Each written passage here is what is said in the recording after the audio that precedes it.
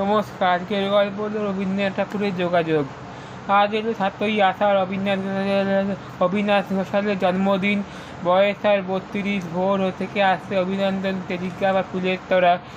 এই গল্পটা এখানেই আরম্ভ, কিন্তু আরম্ভের পূর্ব আরম্ভ আছে।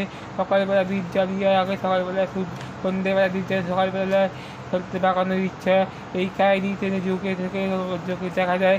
একসময় এইখান থেকে সুন্দরবনের দিকে, তারপর হুগলি জেলায় নরসুদপুরে সেই বাহির থেকেই পর্তুগিজদের তাড়ানো হচ্ছে ভিতর থেকে। সমাজের খেলা জানে নাই, মরিয়া হয়ে যে পুরনো ঘর ছাড়তে পারে, তেজের সঙ্গে নতুন ঘর বাদ দেওয়ার শক্তিও কম তাদের তাদের তাই ঘোষালের ঐতিহাসিক যুগে শুরুতেই দেখি প্রচুর ওদের জমি জমা, গরু বাছুর, জনমানুষ, পালাপার্বণ। আর আজ থেকে তার সাবেকি গ্রাম তারা পুলিশ অন্তত বিশ্বাসক আয়তনের ঘোষালের দিঘি পানা অবগুণ্ঠন, সেখান থেকে পাকদণ্ডী সেই গৌরবে সাক্ষী দিচ্ছে।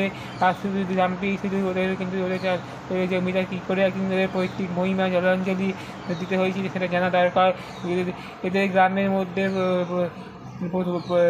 পরিচ্ছন্ন দেখা যায় মিট করা চাটুর্যের জমিদারদের তাদের বিষয় না দেবতাদের পুজো নিয়ে গোপালদের স্পর্ধা করে চাটুর্যদের উঁচু প্রতিমা করিয়াছিল। চাটুর্যরা জবাব দিয়ে রাতারাতি বিসর্জন। রাস্তায় মাঝে মাঝে তারা মাপে তরুণে বসে, যাতে গোপালদের প্রতিমার মাথা থেকে যায়। উঁচু প্রতিমার ভাঙতে বেরোয় না, তাই নিচু প্রতিমার মাথা ফেলতে হয় ছোটো। ফলে দেবী সেবিকার মাথা বেরোতেই হয়। নিচু প্রতিমা তাদের দলের মাথা ভাঙতে ছোটো, ফলে দেবী সেবিকা তাকে বারান্দায় অনেক বেশি রক্ত আদায় করেছিল। খুন যখন করে মামলা করলো, মামলা থেকে সর্বর্ণ সিনেরা এসে আগুন নিবিল, কাঠের বাকি রয়েছে, তাকে সব গেলে ছাই ছাই বলে আজকে আমি আমাকে লক্ষ্মীর মুখে ফেঁকাতে হয়ে গেল। দায়ে পড়ে সন্ধি হতে পারে, কিন্তু তাতে শাস্তি হয় না। তাতে যে ব্যক্তি করা আছে সেই ব্যক্তি পাথরে পড়েছে। দুই পক্ষেই এই ভিতরটা তখন গড় করছে। চাটুর্যদের যোগাযোগ,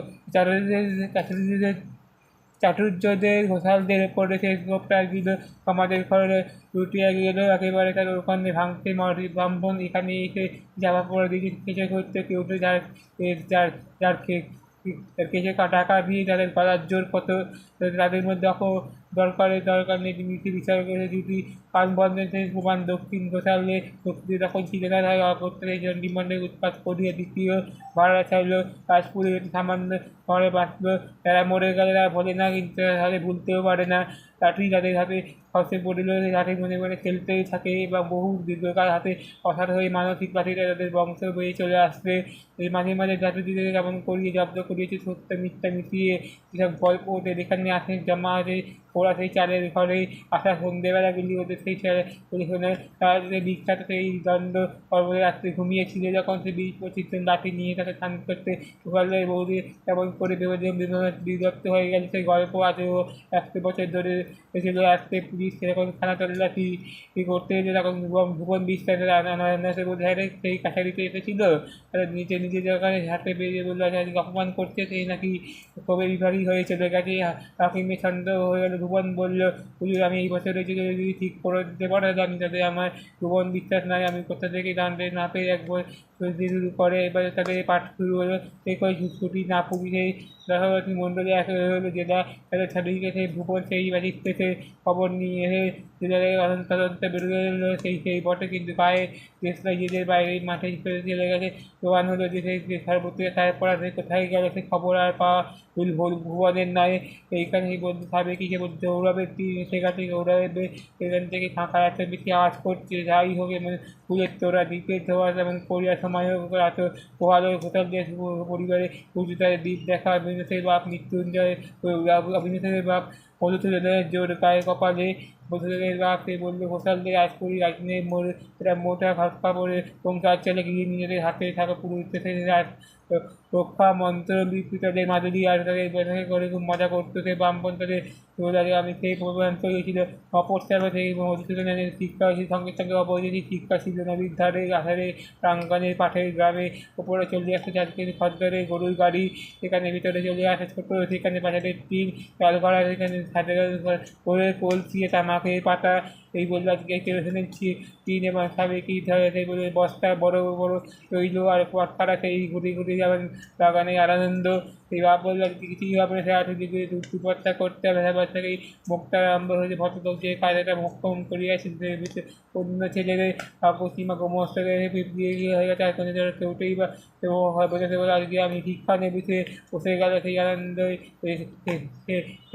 সেই ঘটনার তিন সর্বক্ষণ হওয়ার মধুসূদনের বাচ্চা নিল কলকাতার মেসে অধ্যাপককে আশা করেছিল পরীক্ষা দিয়ে এবারে কলেজে রাখবে, এমন না সময় মরে গেল পরবার বই মোটা মাইনে হয় না বিক্রয় করে সে বলে যোগাযোগ ছাত্রমহল সেকেন্ড হাই স্কুল বিক্রি করে ব্যবসা শুরু করে। মাকে বলে বড় আশা ছিল সে পরীক্ষায় পাশের রাস্তা দিয়েছে ভদ্রভাবে পৌরভাবে কিন্তু পরে বংশদণ্ডে আগুন থেকে এই যে পর্যায় পতাকা ছেলেবেলা থেকে মধুসূদনের যে বললো আজকে আমি বড়ই পাকাতে এবং বন্ধু আর ক্ষমতা কখনো সেই প্রথম ছাত্র বন্ধু নিয়ে গুপ্ত সেই পূর্বপুরুষের যা বড় বড় পদাঘর মুছে এসেছে বাপ সেখান থেকে কোনো কোম্পানি উচ্চ আসনে অধিষ্ঠিত বৈঠকের মোহর বিহারে মধুসূদন কোমরের চাদর নিয়ে এসে জেগে গেছিল।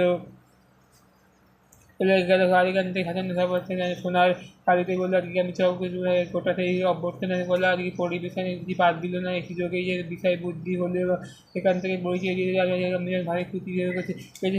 পেছে মানুষ বুঝলো যে তুমি আমার উন্নতি হবে নিজের টাকায় দিয়ে মধুকে রাজ পৌঁছে বসিয়ে দিল সৌভাগ্যে দৌড়ে দিতে হলো সেই যাত্রাপথে কেরোসিন ডিপো সেই প্রান্তে আর বিন্দু আকার রইল না জমাট হয়ে গেল মোটা মোটা অঙ্কের পা ফেলতে ফেলতে ব্যবসা হু করে গিয়ে গলি পদ্ম রাস্তায় এবং ঘুচে গেল পাইকারি দোকানে সেই অফিসের সর্বদ্বারে সেই সব একই কথাই কপাল অর্থাৎ পূর্বজন্মের স্টিমার এই জন্মে গাড়ি চলেছে মধুসূদনের নিজের জামাতো ভাইকে বললো অনির্দিষ্ট ছুটি না ছিল কেবল হিসেবের ভুল কি জীবনের অঙ্ক কাজ পরীক্ষায় কাটা দাগ পরে নিজে হিসেবে দোষ গুণ ফেলে মধুসূদন করে পক্ষাপাত আর রিপোর্টার শুরু করে মধুসূদনের রাজবাড়ি নিজে অবস্থা সম্বন্ধে কথাবার্তা কয় না দিদিনার আন্দাজে বেশি বোঝা যায় না মরার গ্রামের বান এসেছে বললো আজকে এই বাংলাদেশে এমন আন্দাজ মানুষের বিবাহ চিন্তা করে এবং জীবন ভেবে বংশোত্তরিকার ভয় সে বললে আজকে আমি মধুসূদনের বলে প্রথমে এটা সম্পূর্ণ বলবে তাই অন্য পেটের দায় চলবে না।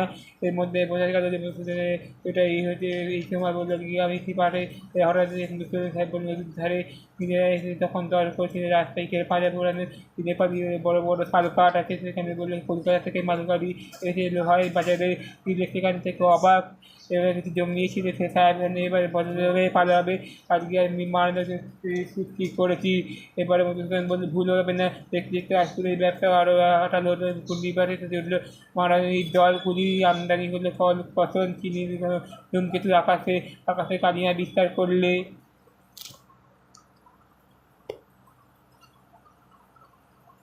নমস্কার, আজকের গল্প হলো রবীন্দ্রনাথ ঠাকুরের যোগাযোগ। আজ এলো 7ই আষাঢ়, অবিনাশ ঘোষালের জন্মদিন, বয়স তার 32।